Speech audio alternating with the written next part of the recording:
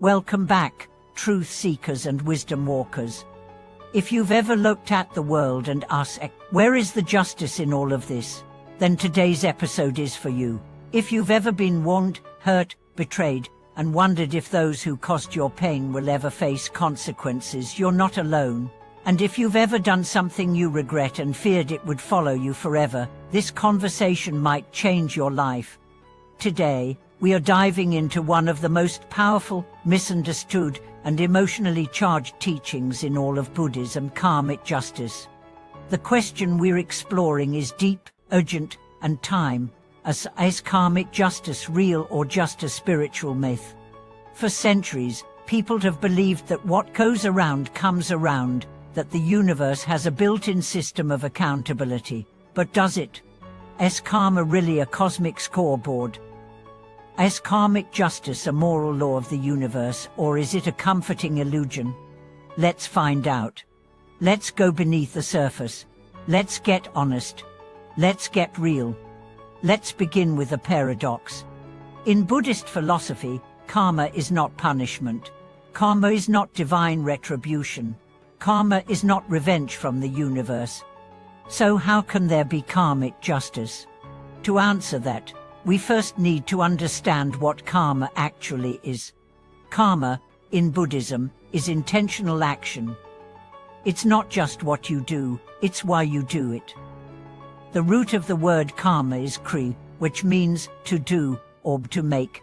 So karma is the act of creation, the way you shape your experience of reality through your thoughts, speech, and actions. Justice, on the other hand, implies balance, the restoration of order.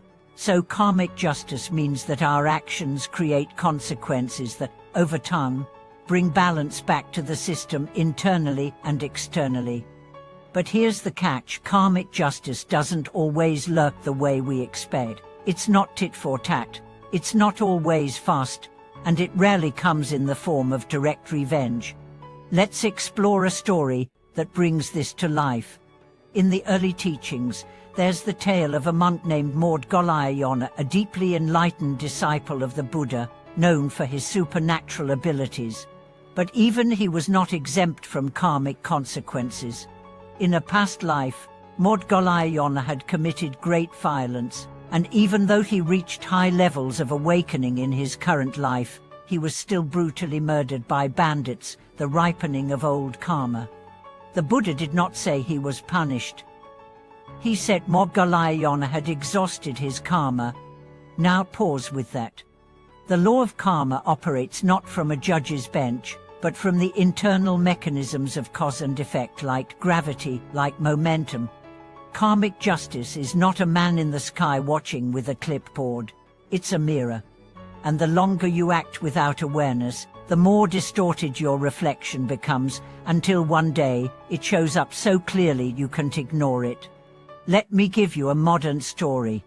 Amira was a social worker who dealt with domestic abuse survivors. One client, a young woman named Tasha, had been in an abusive relationship for 6 years. Her abuser, at first glance, seemed untouchable, wealthy, respected, protected.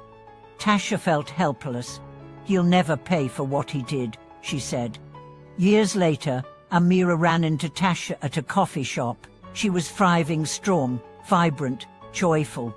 They caught up, and Amira asked, "Whatever happened to him?" Tasha smiled. "And nothing happened to him. Everything happened to me." She explained how therapy, meditation, and deep inner work had helped her see the relationship not as deserved punishment, but as karmic entanglement, and her healing, her strength, her power that was justice. And as for him, he was still the same, still angry, still shallow, still haunted. His karma had not caught up in a movie-style twist, but he was still living the consequences, a life empty of peace, a heart full of rage. That's karmic justice. It's not about seeing people fall. It's about seeing truth rise. And that truth is this: no one escapes karma, not because the universe is cruel, but because the universe is conscious. Let's bring science into this. Psychology has shown us something incredible. People who lie, cheat, manipulate, and exploit others tend to live with higher rates of anxiety, substance abuse, emotional instability, and fractured relationships, even if they win on the outside. Why? Because the mind can't escape itself. Guilt, shame, fear, these are karmic energies. They don't disappear just because no one catches you. They brew, they echo, they shape your reality. This is why Buddhist teachings emphasize not just what you do, but how you live. If you want peace, you must act from peace. If you want love, you must be loving. If you want truth, you must stop lying. Because karmic justice isn't about evening the score. It's about returning to alignment. So what happens when someone gets away with it? Let's be honest, that's one of the hardest things to accept. We've all seen people do awful things and face no consequences, at least not visible ones. But karmic justice plays the long game. Sometimes it shows up emotionally, sometimes it shows up in later relationships, sometimes in illness, sometimes, and this is where reincarnation comes in another life. And now, whether you believe in rebirth or not, the principle is the same. The energy you live from continues to shape your experience. That's not a spiritual metaphor. That's a psychological law. You can't run from who you are. You can only distract yourself. But karma waits patiently. Let's flip the question. What about people who suffer endlessly, even though they're kind, loving, generous? Where's the justice in that? Buddhism doesn't explain suffering through blame. It explains it through layers of karma: individual, collective, environmental, ancestral. Not all pain is your fault, but all pain is part of your karma. That doesn't mean you deserved it. It means it's happening, and your relationship to it can either deepen the wound or begin the healing. Let's take a sacred example, the Bodhisattva ideal. A Bodhisattva is someone who awakens but chooses to remain in the cycle of suffering to help others. They experience pain, injustice, loss, not as punishment, but as service. Some suffering is here to be felt, some is here to be released, some is here to teach. And in that process, justice isn't always obvious, but it is always unfolding. So what can you do to align yourself with karmic justice? You become the justice you seek. Act with integrity when no one is watching. Because karmic law watches with perfect memory, not to punish, but to reflect. Wish well even for those who hurt you.